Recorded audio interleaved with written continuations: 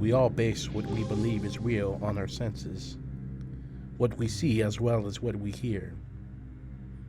Things of sound and sight can often tell a story. There are times when we believe our eyes or ears are playing tricks on us. This is my scary stories to tell.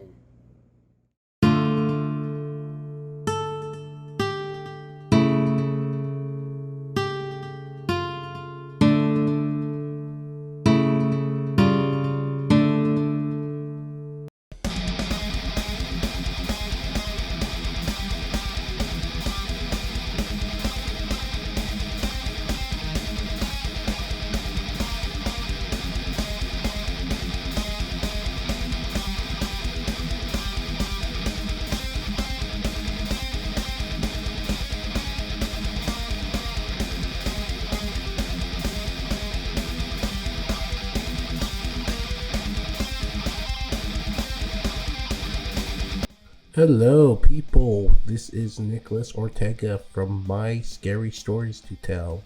This is my new podcast that I'm making.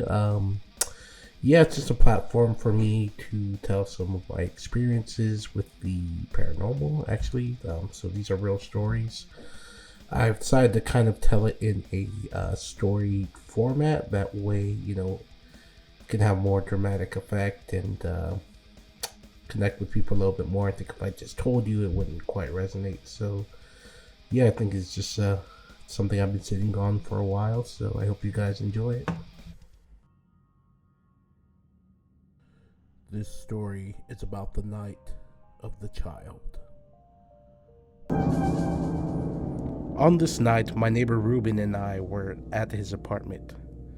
I'd come over to keep him company while he watched his 3-month-old daughter, while the mother of his child and girlfriend, Jamie, was at work. The evening began rather uneventfully. Ruben had invited me in and handed me a drink. I sat in his room and sipped from my can while he tended to his daughter in the living room. Once she was settled down into a nap, Ruben joined me in the room and cracked open his own. The night continued as we sat and had a few drinks, a few laughs, until we heard a noise coming from the living room next.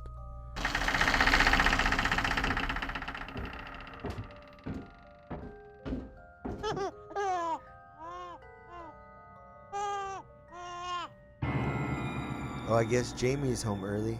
Ruben stands up and walks out into the living room to check. What the? What's up? Bro, did you leave the front door open? No, you closed the door behind me when you let me in. Well, no one is here, man, and the front door was cracked open, and my daughter is turned all the way around in her crib. Wait, what do you mean? Bro, just come over here.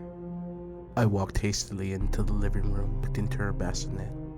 She indeed had done a full turn. Her head was now faced the other way than she had last been left.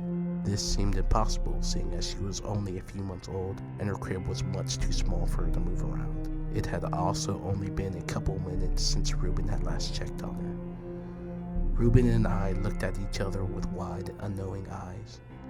There now seemed to be an eerie energy in the room. This is so freaking weird, man. How did that happen? I walked back to my seat in the room and tried to shake off the last few minutes, telling myself it was just our imaginations going wild. Ruben continued to tend to his daughter while I sat and sipped my drink. A couple of minutes went by and I could hear him softly talking to his daughter when I heard a voice of what sounded like a little girl coming from the room. Hi. What the hell was that? Bro, did you hear that? Yes, what was that? I don't know, man. I thought it came from her, but the voice sounded older.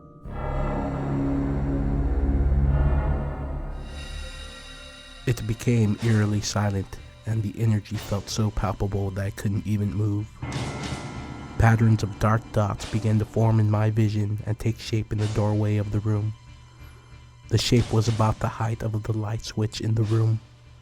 Perhaps about the size of a child, perhaps a girl. The shape seemed to stare at me. I became paralyzed if I felt whatever it was stared into my soul. Was this real? Were my eyes and ears just playing an act of deception? As the listener, it's up to you to decide whether or not you believe in things beyond this world.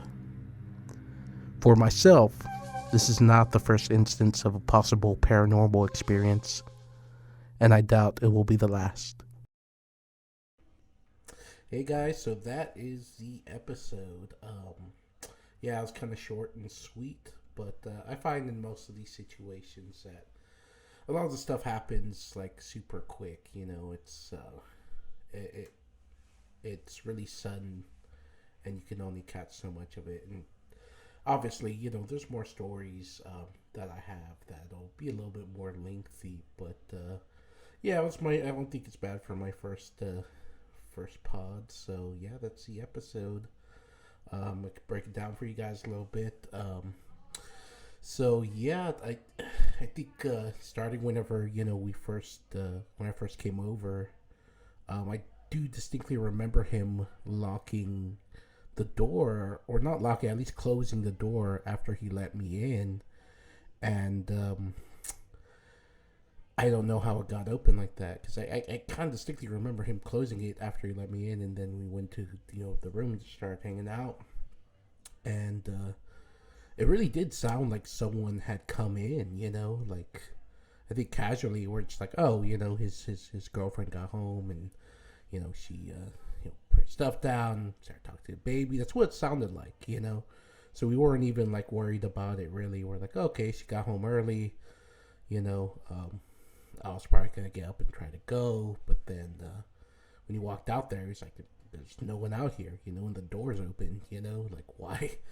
How did that happen when he's pretty sure he closed it? I think I remember him locking it too, so that was really weird to start. And then we're like, okay, we kind of heard a lot of noise, so it seemed like, maybe it could have been, an apartment up above, but I mean, with the door open and stuff like that, it just didn't seem likely. So we tried to kind of shake it off, and then, like I said, he was there talking to his daughter, and then we heard that voice, it almost sounded like the baby was talking or something, but it kind of sounded a little bit older too, like it's from, obviously I didn't have my eyes on the baby, I was in the other room, but I could hear the voice from the other room being like, hi. So I thought that was a little crazy. And then, as I'm sitting there, I did kind of see a shape like kind of form in that doorway, and like it was just standing there, probably almost like, the size of a little girl, And so that was, that creeped us out. I felt bad because my friend was just kind of creeped out after that and didn't like to be at his apartment alone. He was just a friend that I made, like, in the same apartment complex. So after that, he was kind of creeped out and kept hearing noises and things like that. I think he said that some stuff happened in the middle of the night, but I don't quite remember what. But yeah. Usually, if you kind of ignore this stuff, it goes away. But I think since I don't know, that was just one of those things. It was auditory. You could hear, a voice and noise, like someone came in, and then like a visual for me because I saw that shape in the doorway. I didn't really tell him about it because I didn't want to freak him out any more than he was already scared. So I didn't really say anything about that to him. Usually, I guess sometimes you can write this stuff off, but I think as far as hearing stuff and just, being a witness, there's always someone else. There's always someone else that kind of corroborates the story, and I don't think it's really a thing where you're trying to make it fit. Yeah, definitely a memorable night. They got some more coming. That was kind of like a later story. The next one will probably be more of like an origin story to kind of tell you where it all started, which is kind of really freaky. But yeah, that was the first step. If I'll be coming up with more content here soon. Also, if anyone wants to write me at some point and want to corroborate and either be a guest on the show, or if you have a story that you want to like send over to me, then I'll be more than happy to hear it. And then, if either I could have you as a guest, or I could try put it in story format too and make it a little bit more interesting, which is fun. Which is the next couple episodes will be like that too. So yeah, if anyone's interested, write me. I'll have my email in the description. So thank you guys for tuning in.